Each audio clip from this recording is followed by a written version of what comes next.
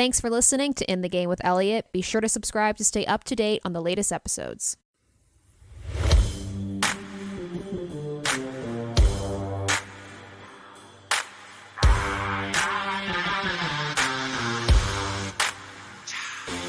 Hey everybody, I'm Elliot Georgiadis, and this is episode 2 of In the Game with Elliot, and this week with Johnny Stanton. Johnny is a fullback for the Cleveland Browns, so I know this will be an exciting one for all the Cleveland people as we get into the team season last year, hear some locker room stories, and of course, learn about Johnny's journey to the team.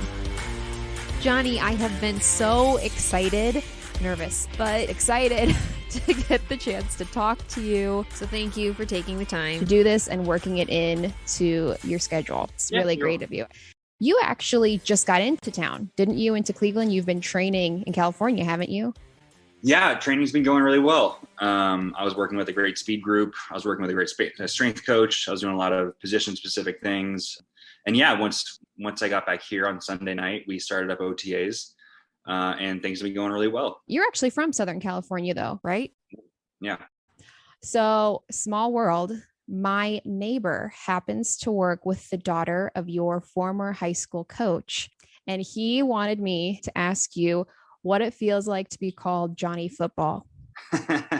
So can you please explain that nickname? So yeah, Coach Welch is awesome.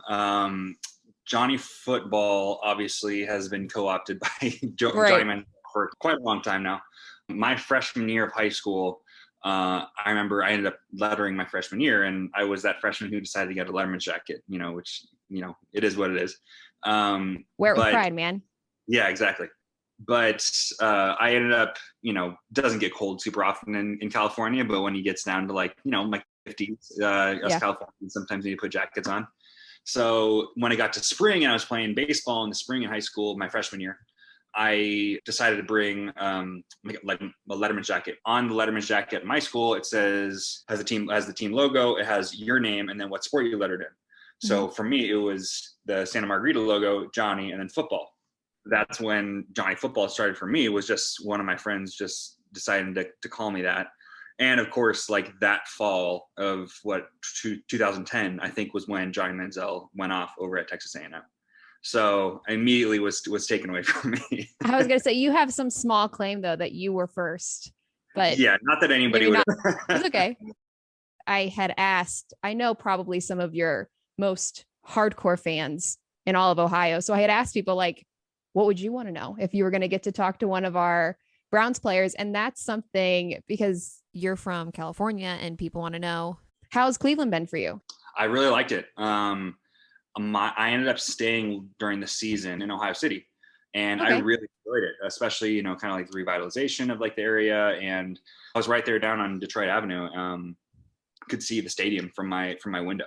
Awesome. It was, I was really happy with it. It was a really cool part of town. I got to know some of like the small businesses out there, and just kind of any neighborhood that I go around at, I'm really impressed and really finding it hard to find an area in Cleveland that I don't like. Well, if you were in Ohio City, here's an important question then. Have you been to Mitchell's Ice Cream? Of course. What's your ranking? A, B, C? It's awesome. It's definitely an A. Oh, good. Okay. That would be an important question. The other important one would be, it's not so much it's a Northeast Ohio thing, more of an Akron area thing, but has anybody taken you to a Swenson's? No, I've not heard of it. You haven't heard of it? What do they do? Well then Swenson's is an Ohio staple. Drive up service, go get a galley boy. I know that it's, like I said, it's mostly Akron area, but it's like, if you live in Ohio for any period of time and don't know what a galley boy is, you're doing something wrong. I can't believe nobody's mentioned Swenson's to you. I will need to know what a galley boy is though. Okay. It's a very special Swenson's specific cheeseburger. It's hard to explain. It's something you have to experience for yourself. But you've got to do it. Like a Juicy Lucy from like Minnesota or something like that, or. Okay, so now you're getting fancy. I don't know what that is. Okay, I Minnesota because I know like their claim is having like the cheese in the meat and stuff. Is that what's it called? A Juicy Lucy. Yeah, the galley. Falls out on your plate. Okay, well then you know what, I'm gonna make a note on that for whenever I travel there. But the galley boy, it's double burger. They have a special sauce. Special Okay. sauce makes it really good. I don't know what the sauce is. Nobody really does, but it makes it special. And you go to Swenson's and you get a Galley Boy. It's an All right. experience. So Yeah. All put right. that on the list. Well, I'm glad to hear that you're enjoying it so much in Cleveland. You have an interesting story with how you ended up on the Browns because you had another contract at the time. Do you want to tell us what happened when you signed with them? Yeah. So back in January of last year, before all the madness started, I was a member of the XFL, the LA Wildcats, and we were in training camp at the time down in Houston. All the XFL teams that went down to Houston, scrimmage against each other, all that. And I was in the middle of training camp, coming close up to cut day, and when the Browns called me, somebody from the front office, I don't remember exactly who, called me up, and this was my first contact with them. I had spoken with them a little bit in December or November, around then. And they let me know. It's like, hey, we'd love for you to come up to Cleveland, and as long as you pass your physical, we're going to sign you. Like, that's awesome. I'm under contract right now, so there's nothing I can do. But please, like, keep me in mind. Here's my agent's phone number, blah blah blah. And 2 days later, on cut day, I'm actually cut from the XFL team. So I'm like, all right. I called my agent, said, hey, get back on the phone with the Browns, see if they still and luckily they did, and it's history since then. It's kind of funny is that once upon a time in the not too distant past, I don't know that many players would have been super excited about getting a call from the Browns organization. There's been obviously a lot of enthusiasm with the team and the success that they've had in the last year, especially. So what's that felt like? Has there been a vibe or an energy with the guys and the coaches? Like, are you guys feeling what fans are feeling, that it's not the same old Browns anymore? Things are exciting. Things are moving forward. Yeah. We are, we're not hyping ourselves up to be like, we're staying humble. We're not trying to buy into every single compliment that are given to us. We're putting in the work. We're putting in every kind of effort to be better than we were last year. But we know, it's not the same as it was the previous, couple of years. And that's, obvious in terms of like the free agents that we signed this offseason. Across the league, the reputation of the Browns are definitely changing. Yes. And that's been incredible too, that free agents are picking to come to Cleveland. Yeah. And that the team's been able to pad the roster so well. Your journey, though, in the NFL started before the Browns. You actually had, I also am really curious to ask you this too. Fullback is a newer position for you in terms of your football career. And when you were at UNLV, University of Nevada, Las Vegas, that was not the position you initially started playing. So can you talk about how you transitioned from quarterback to fullback? Yeah. So out of high school, I got recruited to University of Nebraska to play quarterback. Long story short, didn't end up working out over there, but I ended up doing what's called a bounce back. I went to community college, junior college, for one season to get recruited again to go back to the Division I level, because if you transfer somewhere, you have to sit out anyway. So I wanted to be able to get back out on the field because it had been a couple of years since I got to be a starting quarterback. So I went to Saddleback College. We had a good season there, and then I got recruited to UNLV. And at UNLV, had a QB battle my first year there, ended up winning it. But then fourth game of my redshirt junior year at the time, I ended up tearing my knee a little bit. And it wasn't something that would knock me out the whole season, but I'd be able to come back later in the season. But at that point, the job was already taken by another quarterback. So that was tough. And then trying to get back into my senior year, the head coach decided to give the starting quarterback job to the freshman. So after a couple of games, I'm like, okay, quarterback. I don't want my senior year to be a disappointment. I want to be out on the field. I don't want to be on the sideline. So I asked the coach, hey, can I play some special teams? And when he let me play some special teams, the linebacker coach went to me and says, hey, do you want to play some linebacker this week? And I said, yeah, I want to get out on the field. So play some linebacker for a couple of weeks. I ended up going to quarterback a couple of games later. And then my senior year was over. It was tough. I fully expected, okay, that was probably my last game playing football. And then I started training for pro day. I'm like, you know what? I know I'm an athlete. I know I had the athleticism, and, I think I'm a football player enough to be able to play in the league, or at least CFL, something. I wanted to keep on playing. Yeah. And so I did pro day at quarterback. I had trained tight end. I had been training long snapper, and they asked me to play some linebacker. So it was a long pro day. I was exhausted afterwards. And the draft comes, and on the last day of the draft, after everybody got drafted and after everybody had their signings, the Minnesota Vikings called me and says, "Hey, we're inviting you to do our tryout." I'm like, great, that sounds good. I know what the odds are. They're bringing in 30 guys and maybe signing 2 or 3 of them or something. And but I'm getting an opportunity. So I head out to Minnesota a couple weeks later. Have a pretty good weekend at the rookie mini camp against all the draft picks, but I was playing tight end for the first time in my life. Right. And which that in and of itself isn't easy. That's a pretty short amount of time to transition. Yeah, especially against draft picks, having gone against a player before, against Ohio State grads and stuff like that. So I had a pretty good weekend, mainly catching the ball, because I was saying I was used to, I could run. The blocking part, it was definitely something that'll have to come. But I end up, they pull me aside on Sunday after minicamp is over and say, "Hey, stay for another day. We want to get a physical for you before you go home." So I'm like, okay, that's got to be good news. There are only 3 other guys who are getting the physical. And after the physicals are all over the next day, they pull us into the office and say, "Hey, we're going to sign you guys to the team as an undrafted free agent, tryout guy." Like, obviously excited beyond belief. I'm playing a different position than I played in college, in college than the NFL. Right. And I'm at the airport flying home from Minnesota, and I look at Twitter and it says, "New signings, Johnny Stanton, number 48, fullback." Like, okay, time to learn a new position. And, since then, I've had a lot great way to get the heads up too. Twitter. Yeah. Had a lot of great experience since then. I've been able to work with a lot of great, mentors and coaches, and to learn fullback as quickly as I can. And, I'm aching for more experience at the position, but I think I'm well on my way to getting more of that and trying to learn as much as I can. And that's incredibly impressive. You don't hear of many people reaching the level that you're at in professional football that have had such a huge position transition like that.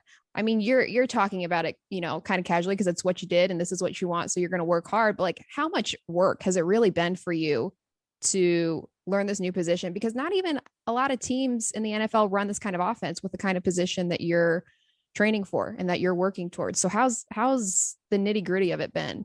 Yeah, it's especially learning a new position at in football years. I was learning it at, I think I was 23 at the time, or 22 or 23 at the time. And, learning a new position in your 20s when it is like, it doesn't sound all that old, but it's like in football years, like that's pretty late to do that. Yeah. So it come with a lot of, some imposter syndrome of like, am I doing this thing right? Am I meeting expectations? Or am I, do I have the potential to get to where I want to be? And, when Coach Stefanski gets the job here in Cleveland, and I'm, Mr. Berry's first signing, that was some of the much needed confidence boost that I got. Mm-hmm. So it's different little things like that where, yeah, it takes a lot of work. I ended up, I'd spend my whole, summer break or off-season break trying to learn more about the position, different techniques and different blocking, footwork and, whatever I can absorb. I'm trying to get it at the same time as, trying to run routes, trying to get faster, trying to get stronger. So, it's honestly, it's a lot of work. It's a lot of focus to learn all of the new techniques and details that, you need to learn to play fullback, but it's also trying to stay as athletic as possible because I know that's what got me into the league in the first place. Yeah. A lot of balance, a lot of work, a lot of balance.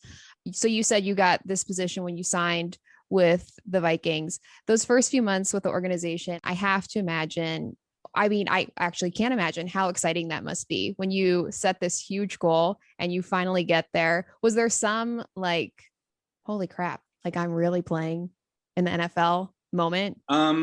Yeah, I mean, my first year, I'll probably end up talking about something that you're going to bring up. But I'm going through OTAs and I'm trying to keep my head above water, trying to learn, like I said, learn a new position.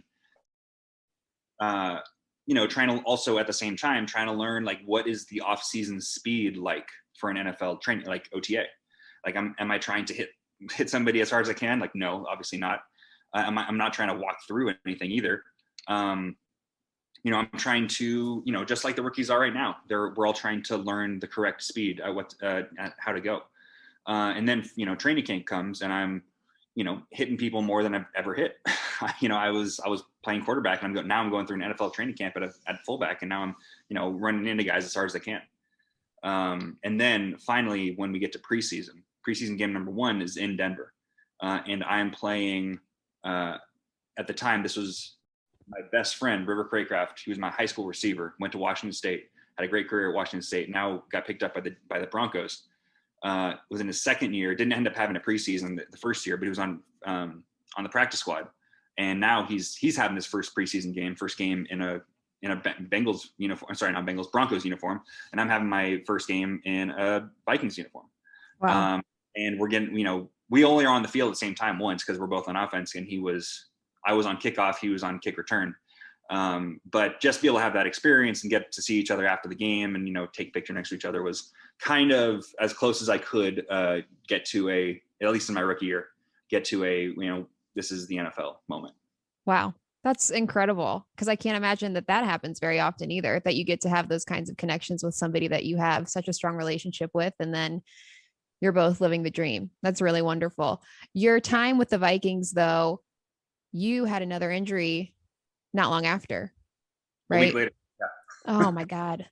So a week later we're playing the Jaguars, and I end up, they had for both of those 2 games, they had the starters play the first half, and then I got to be in the second half. And the fourth quarter, even though we were down, we were doing a lot of regular personnel. So 21 personnel, fullbacks in there, doing a lot of it. And I was actually playing pretty well. I was finally getting some momentum. I was finally getting some technique down. And then on my best play, it was an outside zone with the lead to the right. I get up to the linebacker and I'm driving him to the sideline, and the backside linebacker, trying his butt off, trying to make the Jaguars team, ends up missing a tackle on backside and then ends up swinging around, and his hip lands right on my ankle. And I immediately knew something was wrong. I go down and start yelling, cursing every word that I know. And they end up, the doctor ends up running on the field and resetting my leg and get carted off. Right there? Oh yeah, right there. Right. Luckily it wasn't on the same sideline as my parents, but they saw the doctors all surrounding me, and that was their, they ended up going to the Broncos game. But that was their first time in Minnesota, and they got to go to the stadium for the first time and all that. And it ended up being a blessing because they were there and got to take care of me a little bit. But it was just that quickly it can be taken away from you.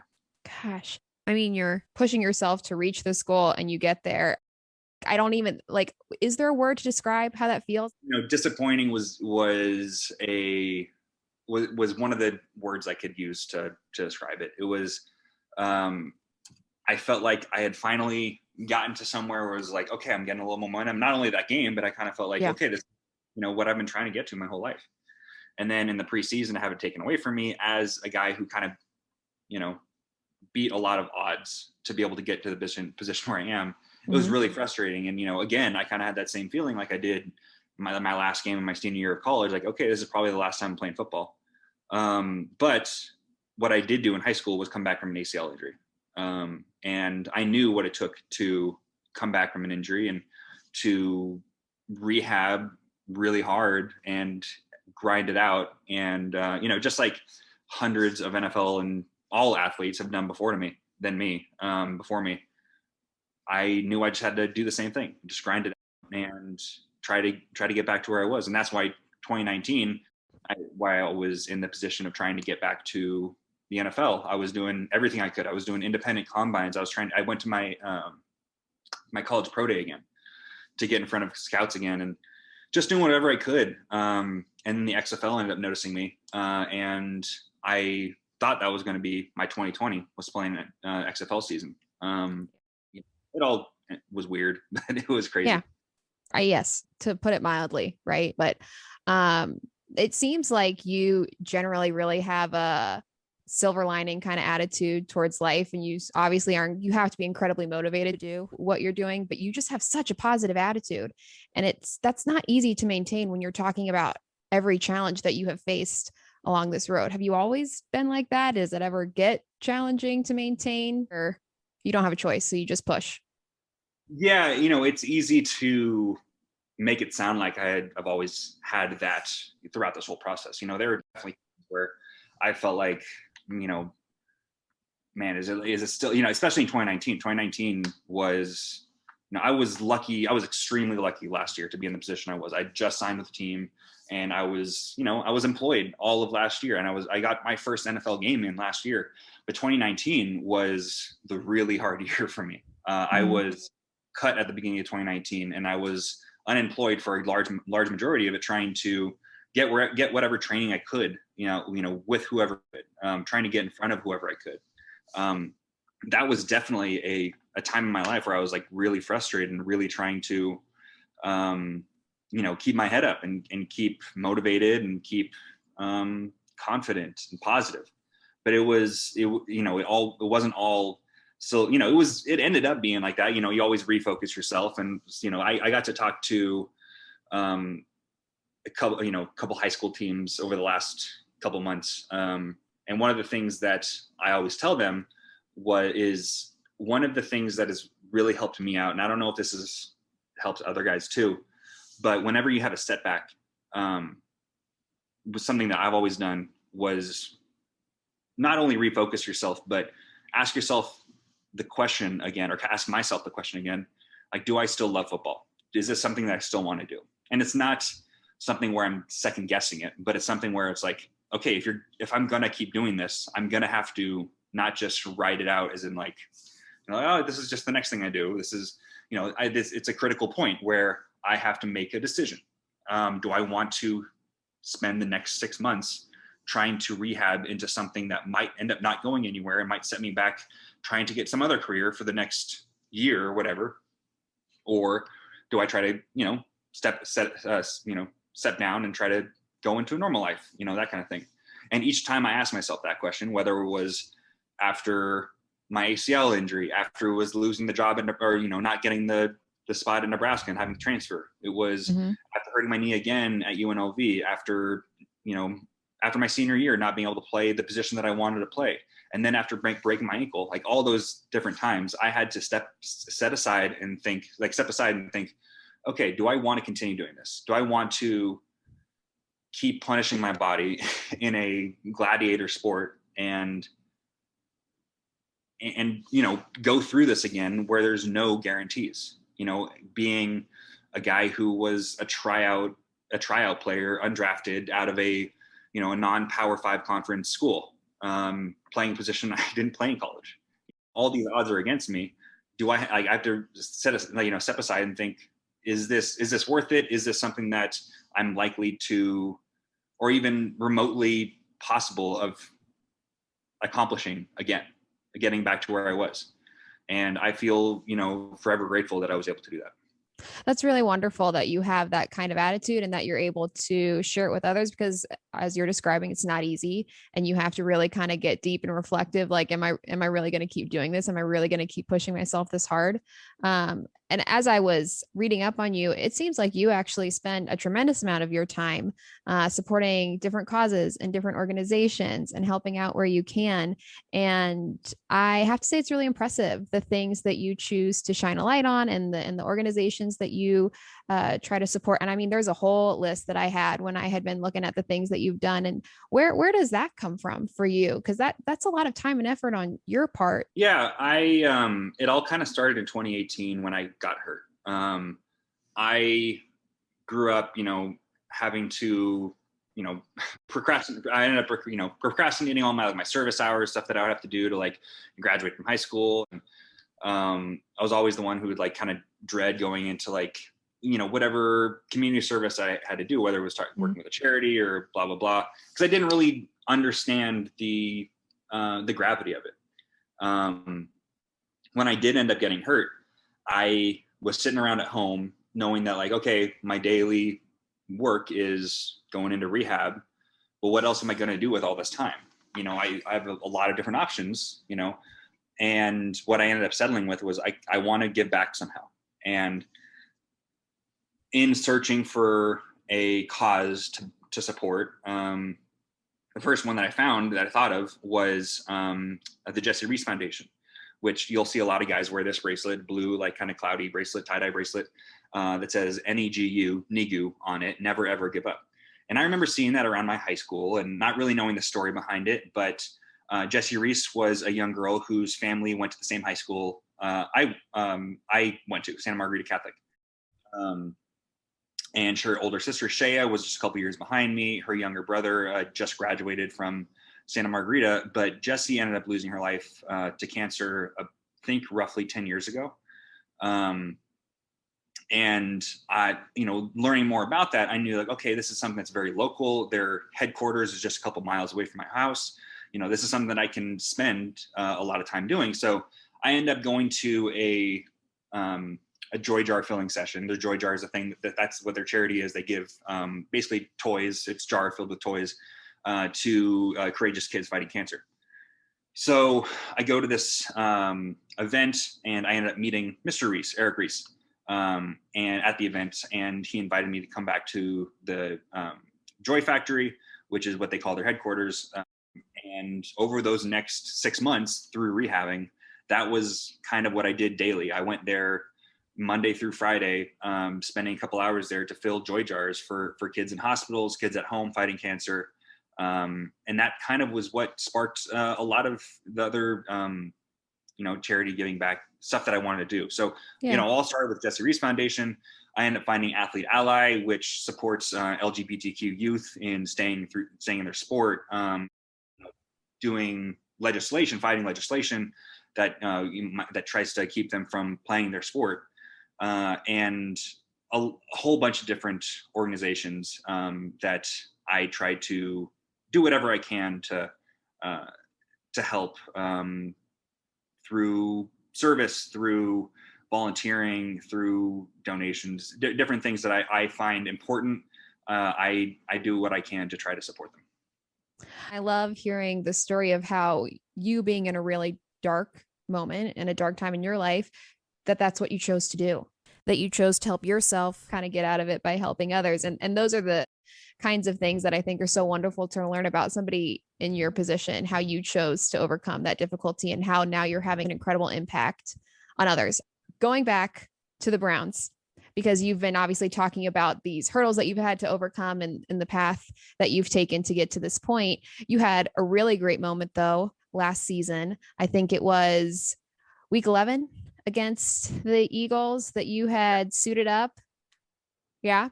I want to the Eagles. I just forget give me, I think it was week 11. Give me everything. Cause that's what the Brownies want to know. Like, going to the facility, in the locker room, how are you feeling? And plus there's COVID too last year. Like, I have to imagine that changes the dynamic a little bit, but tell me about that day when you were walking out on the field. How'd you feel? Oh man. So that Monday after the game, a lot of times, during the season, the rules were changing. We'd always have to wake up and check our text, see if we're going to the facility that day, because there might be somebody who got sick with COVID, or if we're going in later or whatever happens. The Monday after one of the games, I forget what game it was, we got the notification that like, okay, we're not going to the facility today. And I think, okay, bummer, somebody got COVID, but we'll probably be in tomorrow or the next day. And we had a meeting later that day, and I was just like 30 seconds late to the meeting. I was trying to run out of the bathroom, and I ended up texting Andy Janovich, the fullback in front of me. And I'll text him during meetings sometimes. I say, hey, I missed the first couple seconds. Like, what did they say? It says, facility shut down today. Somebody's sick with COVID. It was me. I'm like, whoa, okay. Okay. And like immediately thoughts start sprinting through my head, knowing that like, okay, well, I guess this is the week. This is the week I get my opportunity. Yeah. My heart's beating. Like, I immediately text like my girlfriend, my family, and just knowing that like, okay, this is my opportunity. We end up going to the facility 2 days later after our Tuesday off. We go on Wednesday, and I I'm taking all the ones reps, and then I'm taking, different reps and learning learning our game plan for that week. And the whole time, I'm confident, but I'm still like kind of a little bit wide-eyed.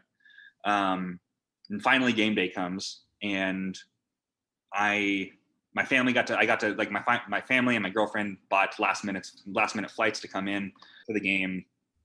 And I'm hanging out with my girlfriend Maddie at my apartment that morning, because we have a couple hours. We're supposed to be at the facility at like 11 o'clock, and the game I think is at 1. And I get up at like 8 because I'm not able to sleep. Yeah. And I'm just trying to like read, relax, watch TV, whatever. But it's like really hard to relax. Just for those 2 or 3 hours felt like they were taking forever. Mm-hmm. And finally I get to the facility. I get there pretty much as early as we're allowed there.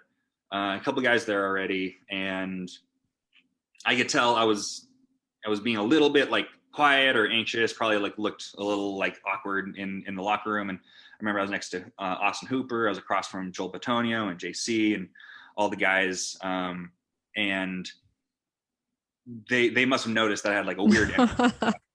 So, yeah. Joel calls across the locker room and said, "Hey, Johnny, are you okay?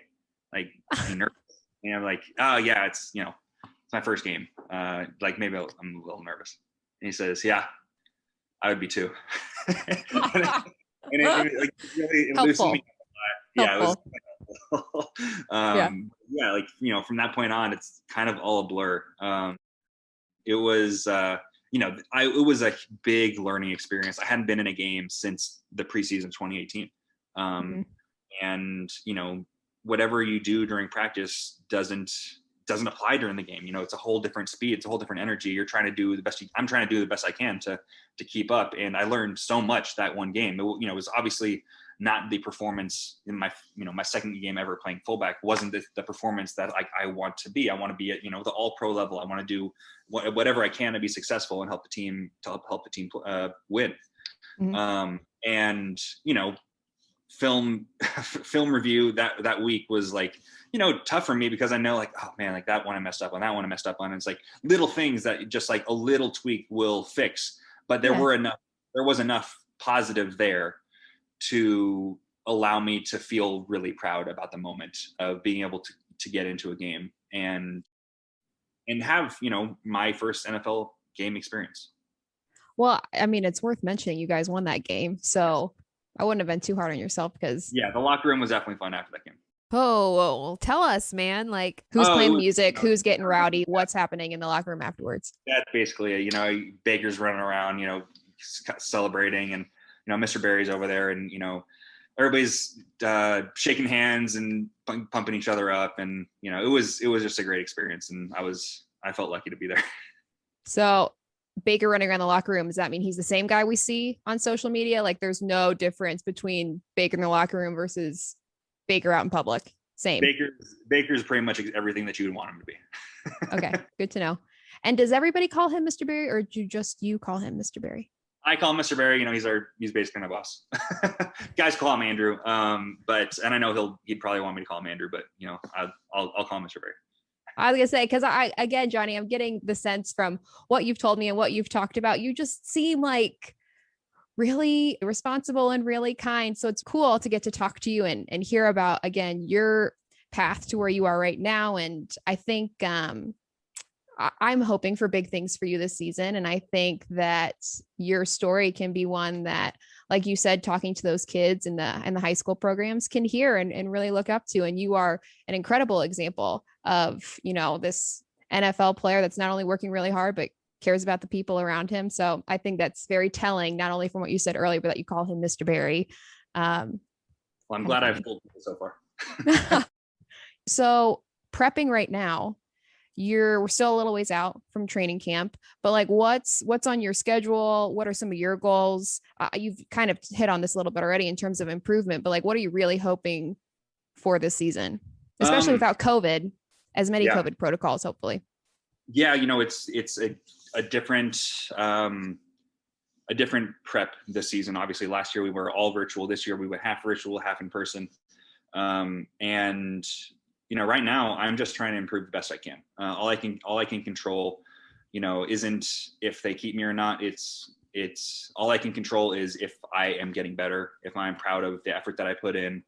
And, I know it's kind of a, standard like media answer, but that's honestly what I'm trying to do this off season. And, is in terms of like specifics, what I'm trying to work on, I'm trying to master the playbook more. I'm trying to be more versatile and, adaptable to in different ways that they might want to use me. But that's just kind of on myself. It's learning different things that's, the whole offense rather than just the fullback position.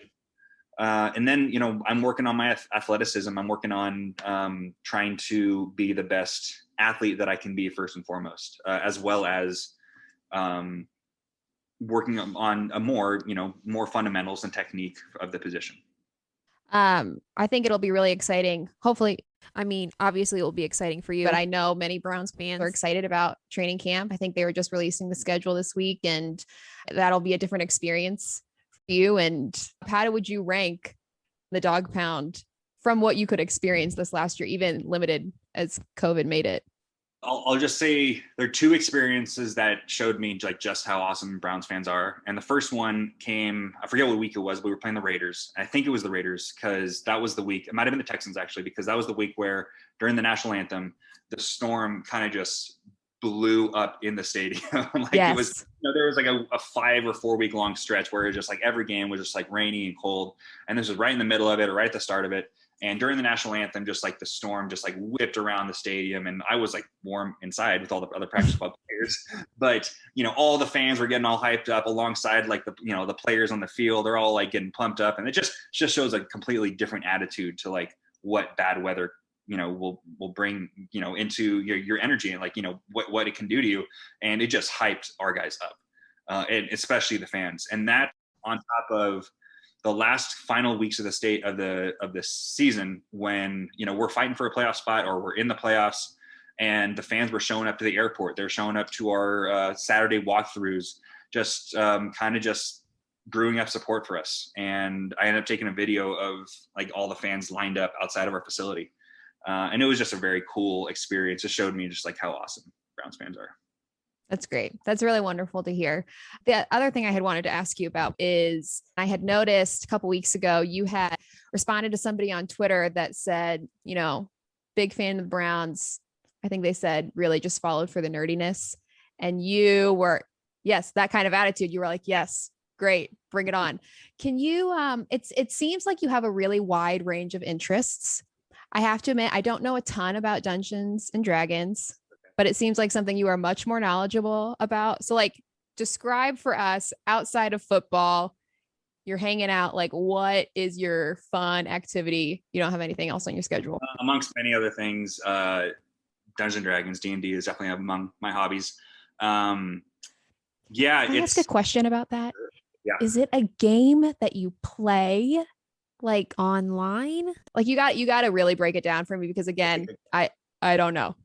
So imagine a game like if you've ever heard of Skyrim or Grand Theft Auto or all these kind of like open world games where like their main thing is like, oh, you can do whatever you want. Like you can, if you're in GTA, if you want to go like punch an old lady or something like that, like run into traffic or whatever. It's like you can do in GTA. In Dungeons and Dragons, you can basically do whatever you want because it's all the theater of the mind is like the nerdy way of saying it. Mm-hmm. If you're playing a barbarian and you want to like throw your axe at somebody like across the street, like you can do that because you say you do it. And there are a rule book like this thick, like an inch thick, of everything that you can do in D&D, and it takes a lot to learn. But honestly, all it is like, okay, what do you want to do? And it takes some creativity and it takes some boldness, but it's all the limitation is like of your own mind. And if you get a couple people who kind of have the same nerdiness as you, it makes it a lot of fun. So I'm running a game. It's to answer your question, you can play it online. Most people play it in person. It's not really a board game. It's called the tabletop role-playing game. And right now I'm running a game. I'm like the storyteller, but it's a collaborative storytelling thing because the players the game that I'm running right now is my girlfriend, her brothers, and their girlfriends. Mm-hmm. So we have 5 people in the party. I'm running a game and they're having a lot of fun with it. They're helping me tell the story, and I kind of help them feel really cool in the story. In my mind, I'm picturing Big Bang, Sheldon sitting on the couch with the guys, and he's got the book open and he's reading the like, this is what you do next kind of thing. Basically it. I'm not a big Bang Theory fan, but I that's basically what it is. Wait a second. You are way in deep on the Dungeons and Dragons world, and you're not a Big Bang fan? That sounds like it'd be right up your alley. Watch the D&D episodes of Community, and that'll give you the best idea of what Dungeons and Dragons is. All right. I'll add that to my list. What is your favorite TV show then? Community's up there. We just got through the first season of Deadwood, even though we're like 10-20 years late. On HBO. Deadwood's awesome. Oh man, there's a lot that I love. I've watched Breaking Bad a whole bunch of times. I've watched Community though probably about 3 or 4 times. That's probably the one that I've. So Community D&D episodes, that gives you the full scope of what it is that you're talking about. Yeah, it gives you a good idea. All right, very cool. Before you go, with everything that we've talked about, I'm always curious, when you think back kind of on your career and where you're at right now, it's a grind. I know that from what you've described. You have to have some really cool experiences with people, coaches, players along the way. And is there one maybe that stuck out to you in the last few years of your life that's really not maybe necessarily helped you, but something that's made a personal impact on you that you've kind of carried with you all this way as you keep pushing in the NFL? I'm trying to think. There are a lot of different experiences. Nothing that's like watershed moment where it's like, oh, this has changed my complete view on things. But, getting the opportunity to be on the field and have, just personal interactions with guys that, I was in high school looking up to. Last year during training camp, I'm standing on the sidelines with Andy, and Odell just comes up between us and like puts his arms over us. He's like, we gotta have a beer. We gotta have a beer soon. I'm like, yeah, it sounds good. Like that was one that just kind of got like, yeah, like, I'm part of like the crew now, and it feels good. I can't imagine, like, I'd probably be standing there thinking like, yeah, it sounds good, whatever you want. But inside, were you like, oh my God, Odell Beckham Jr. just asked me to get a drink with him? Yeah, we'll be able to get that drink soon once he's all recovered from the ACL. What's on your schedule the next couple of weeks? Are you still training on your own before? Are you going to be going into the facility? Because I know they've got this thing right now, virtual in facility. Yeah. Well, I'm in the facility this week, trying to figure out what to do for the long weekend for Memorial Day, because we got Thursday afternoon through Monday off. So trying to get out of town and go hang out somewhere. But the next 4 weeks I'll be in Cleveland. I was going to say, if you were in town this weekend, that's a great time for a Swenson's trip. But if you're trying to get out of town this weekend, not so much. Well, thank you so much. I really appreciate, again, you taking the time to talk. And it's really interesting to get to hear some more of those personal moments of your career that we don't necessarily see in the media all the time. So thank you for sharing that, and really excited for you, and hope things go well with training camp coming up here soon, and that you continue to get to do what you want to do. Well, thank you. And I hope all the best for the show. Thanks so much. Have a good one. I'll talk to you again. Thanks. Yeah. Bye. Thanks again for listening to this episode of In the Game with Elliot. Be sure to subscribe and leave a review. Also, check out In the Game with Elliot on Instagram, Twitter, and Facebook, or watch full episodes on the YouTube channel.